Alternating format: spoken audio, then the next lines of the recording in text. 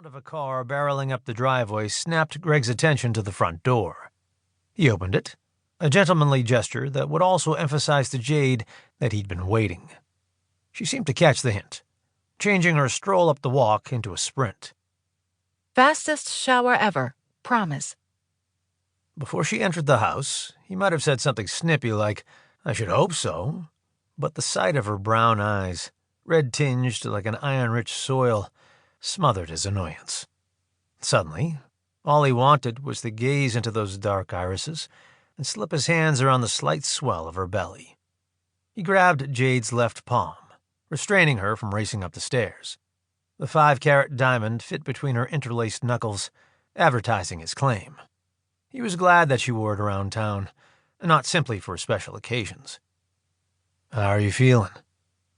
Jade's full lips pinched into a non-impressed smirk. Bulgy, bloated, but the books say it should be getting better. She smiled. Honeymoon trimester. Greg planted a kiss on the corner of her uncertain mouth. If she actually felt sick, she didn't show it. He suspected that Jade complained about the pregnancy as a way of reminding him that a baby hid beneath her near-flat stomach. Either that, or she was giving him an excuse to skip the event altogether. He supposed he could blame the baby for their absence. Jade wasn't feeling well. She'd barely entered the second trimester. People would believe him, though his colleagues would also mutter about the ridiculousness of a 52-year-old man having a newborn. A 30-something struggling to raise young kids while keeping up with the office's relentless pace was entitled to sympathy and leeway. He was supposed to be past such concessions. Blaming anything on an unborn baby was bad luck anyway. He released her hand. "We should get out of here soon." Jade started upstairs. I need to make myself pretty. "You're the prettiest woman in any room."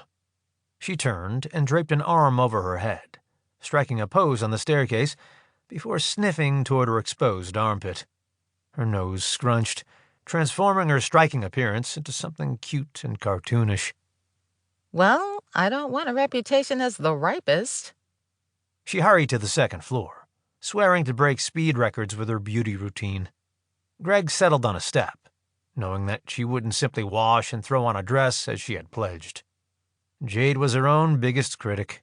She believed her bronze skin was tarnished above her cheekbones, even though he couldn't see any so-called dark circles, and she had a habit, particularly around his peers, of smoothing down invisible flyaway strands.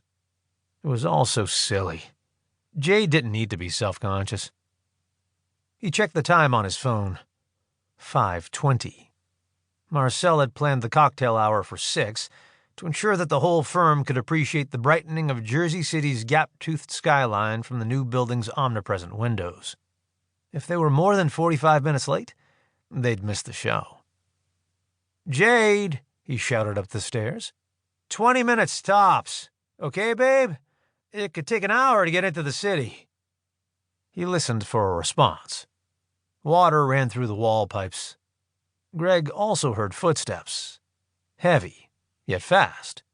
They approached the house, stomping up to the front door.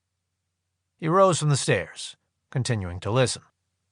Jade had begun shopping for the baby online. Several times a week, packages landed on the stoop. What dubious necessity had the mommy blogs demanded she buy this time, he wondered. A bottle warmer? A cup of hot water worked fine. Teething rings painted with edible organic vegetable dyes that somehow didn't break down from saliva? He waited for the familiar thud of a box landing on the outside doormat. "You sure this is the address?" The muffled voice was gruff. Male. A new delivery man in training. Greg braced himself for the squawk of some radio dispatcher, reaffirming coordinates. "Yeah, what?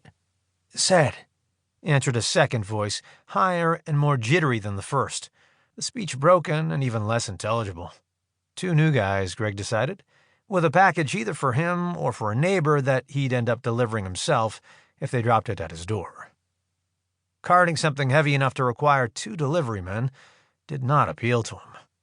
Greg flicked back the top lock and turned the knob. "You can leave it if—" Wood struck his left cheekbone. Instinct drove him from the source of the blow, forcing him toward the wall.